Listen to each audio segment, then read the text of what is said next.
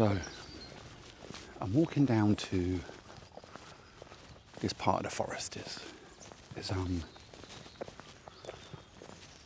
Shetland, little Shetland ponies and everything. They're all looking at me as if to say, "What are you doing around here?" I'm going to turn you around and go, "Look what I'm looking at." So I'm going to walk over and see if I can get amongst them all. See if I can get a better photograph.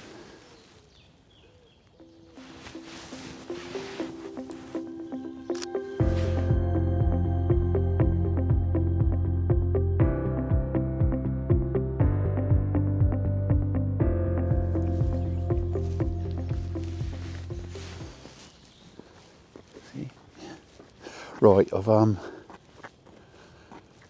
shooting at 50mm and I'm finding it quite difficult to get everything in. I decided to shoot 50mm today because it's what the natural eye sees, so I'm gonna... This is days when you wish you bought your zoom.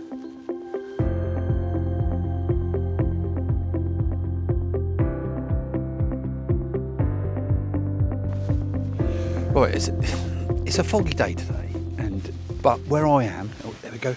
Look at me, mate. Look at me. Brilliant.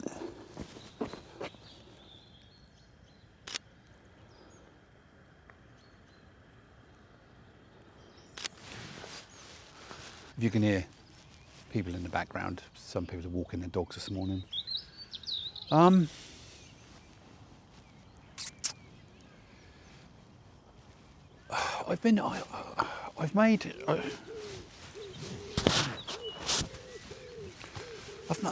made quite a few videos, and I just haven't uploaded them because I just thought they're not good enough, and I just don't seem to be getting my message across. Not the message.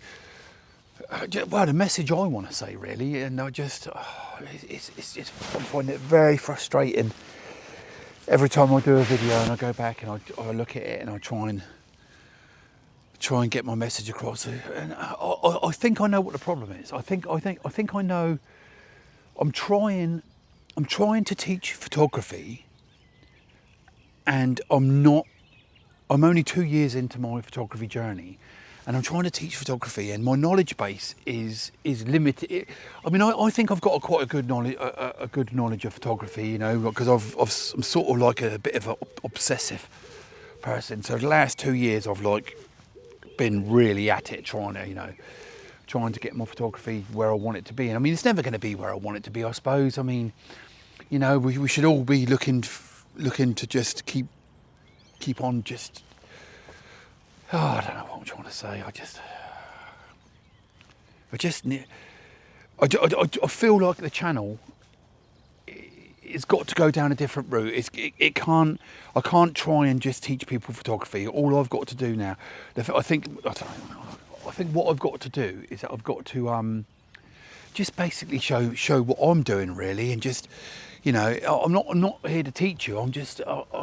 It's going to be more about my journey as a photographer instead of me trying to teach you. I'll go through what I'm doing, obviously, but I'm not a professional. I'm not, you know, I'm far from a professional. But then saying that, though, I'd like to be a professional. The other day, I got a gig, I got a shoot to do, and I shot these portraits and stuff, and some group photographs, and I took some architectural photographs for this client who I had, and he was over the moon with it. And I got paid for it, and I thought, bloody hell, that's brilliant. I was so chuffed to bits about that. So, I mean, the journey's going to be whatever the journey is. I mean, I'm just going to document what I do, the mishaps and the good ones and the bad ones. I'm just going to document it all, and if you're interested in it and you want to watch it, you watch it. If you don't, then don't. But I mean, that's where I'm going to be going with it.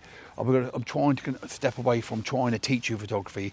I'm just going to try and tell you, you know, look at what my triggers are. You know, if I see something like in front of me now is a trigger for me. I mean, if I'm going to turn you around and let you have a look at what I'm talking about. I mean, this tree, for example. this tree here, I just find it so interesting. It's really like, but to photograph it is a different story. So like I said, I'm going to try and take a picture of this tree. I find it really interesting, right? This tree is really, really interesting. I like the way it's come over. The textures on it are really, really smart.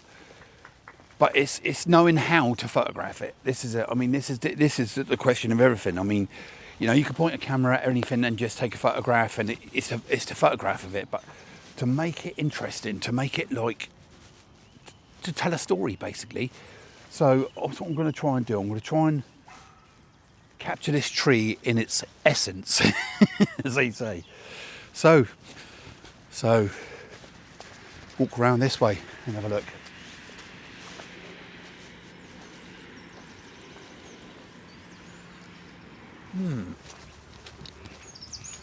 So looking at the tree from this angle, I've got like almost like an opening, a window.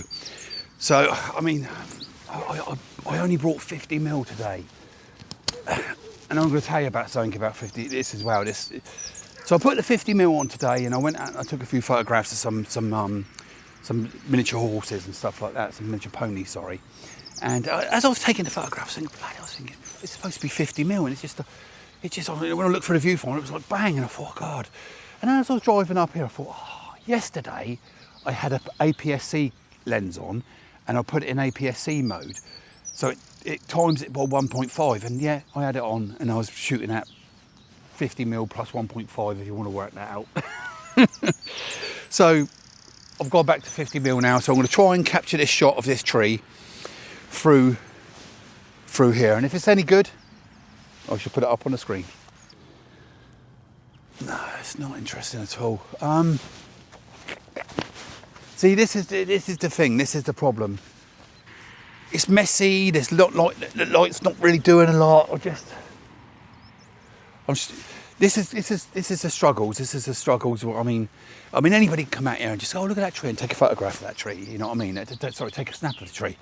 But I want to make the photograph interesting as a photographer. So I'm trying to look at every angle to try and get the best shot I can. But bringing out 50 mil hasn't helped me at all today, unfortunately. If I can make this work.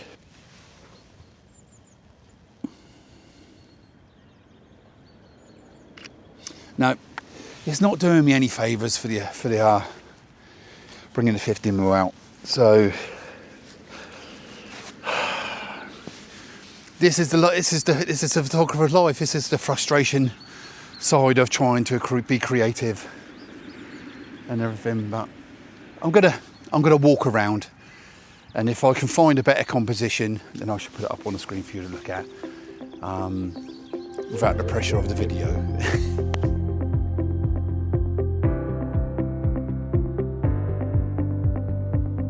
Right, I've just had another little walk around, and I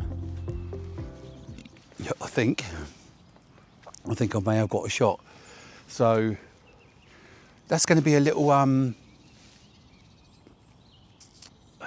tip for myself, I suppose. Stop the recording, go around and reassess. Because when I'm doing a video and I'm trying to obviously do compositions and talk about it, it's a little bit distracting, because I'm trying to obviously tell the audience exactly what I'm up to. So I've just got to sort of master that as well. So yeah, I think I've got a half decent shot. Like I say, if it's a half decent shot, I should pop it on the screen now so for you to see. So I'm gonna have another little walk around, and the fog's burning off. So there's some horses over here and everything, but it's not really. I mean, there's a horse over here with this tree I might go and have a look at, because the trees are interesting. It's feeding over by the tree there, and it could be a good composition. So I'm going to walk over and have a look at that horse, and then I'm going to decide what my next move is. Well, I'm not going to set up too close, but I've seen something quite interesting. In front of these trees are these big boulders, and I don't know how they're formed or anything. But he's walking in front of him now, so I'm going to see if I can just quickly get a shot of him. Yeah, so I'm going to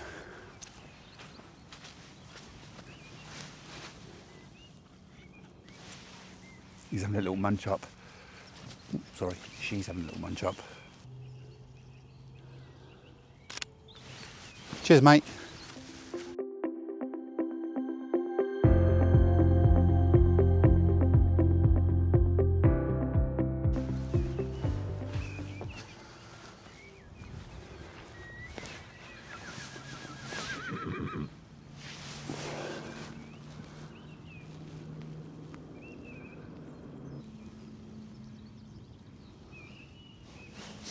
In an ideal world, I would like, I don't know if you can see, but you probably can actually, it's wide angle lens.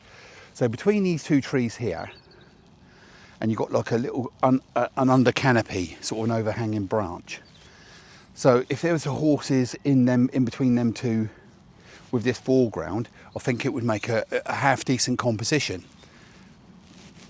But will I wait here all day or wait until this happens? I mean, you know, you can only work with what you've got, and you know, it's not like a busy town centre. You know, I can't just wait for a horse to get in there, so I've just got to work with what I've got. So, well, I've gone for portrait mode because the subject is just too wide with the tree. So it's just a trial and error. I mean, it didn't look quite right through the viewfinder. So let's see. Like I say, if it's any good, I shall pop it up on the screen for you to see. I've just had a horse walk into this area here. We've got a little bit of a reflection of him drinking. And yes, let's have a look what goes on now.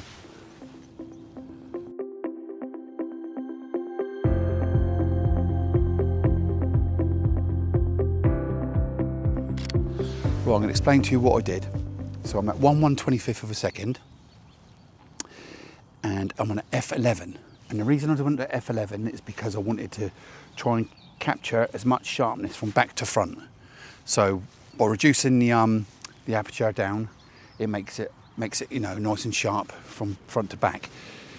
But you've got to be careful of a thing called diffraction, because what diffraction is, if you go too low, F16, you can. What happens is if the hole's too small, the light hits through the lens and it rebounds instead of going straight to your sensor. And by rebounding, it causes colour diffusion and stuff. It's sort of like diffraction, it's called, and you get like little colour spots in different places, and it can ruin an image. So I'm sticking to F11, which is okay. You know, you don't get diffraction at F11. We're not on this lens anyway. So let's carry on and see where we're going. Look at me teaching photography. Bloody hell. Right, that's it for today. I'd like to thank you for spending a little bit of time, or taking a little bit of time out of your day to watch this video. And yeah, the journey of what I'm going to do is literally, it's about me taking photographs. It's not, I don't know, if I teach you something on the way, then I'm happy. If I get, you know, if there's any questions that you want, I can answer. But I'm just going to tell. It's just about me and my journey and how I'm developing as a photographer. I'm not a teacher. Like I said, I'm only 2 years into it, so I'm just doing it. I'm just doing it, and we'll see where it goes. And if you know, I want to try everything to do with photography. I've got lots of stuff I haven't tried yet. I haven't tried any portrait work. I've did street photography and people in the streets and everything, but I would like to try some proper portrait work, which is going to be nice. I'd like to try some astrophotography, which I haven't got a clue about. Sports photography, you know, I want to do some high speed stuff. I'd like to go to Mach 1. Sorry, the Mach Loop. Sorry, Mach 1. Yeah, we'd all like to go Mach 1, wouldn't we? So I'd like to go to Mach Loop, and I mean, I'm in a group on the internet, and they're sort of thinking about arranging a trip to Mach Loop to watch the fighter jets and stuff. So, oh God, I'd be so excited about that. I've been meaning to go ever since I started photography 2 years ago. I've been like wanting to get up there and do that.